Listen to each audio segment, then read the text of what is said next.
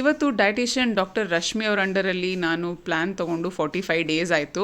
Result wise ನೋಡಬೇಕಂತಂದರೆ 3 kg weight loss ಆಗಿದೆ, which inch loss. That is really good because ಅಚ್ಚುಕಟ್ಟಾಗಿ ತಿನ್ಕೊಂಡು ಮಾಡ್ತಾಯಿದ್ದೀನಿ ನಾನು ಈ ಸಲ.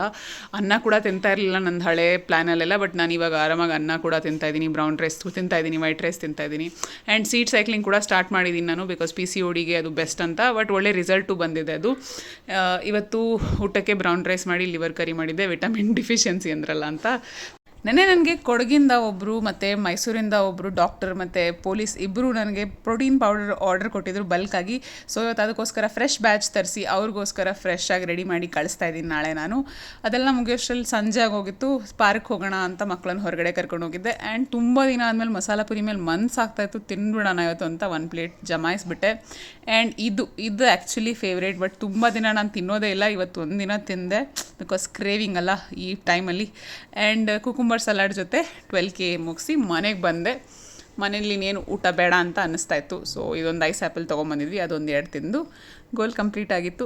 ಖುಷಿಯಾಗಿ ಮಲ್ಕೊತಾ ಇದ್ದೀನಿ. ಮತ್ತು ನಾನು ನಾಳೆ ವ್ಲಾಗಲ್ಲಿ ಸಿಗ್ತೀನಿ.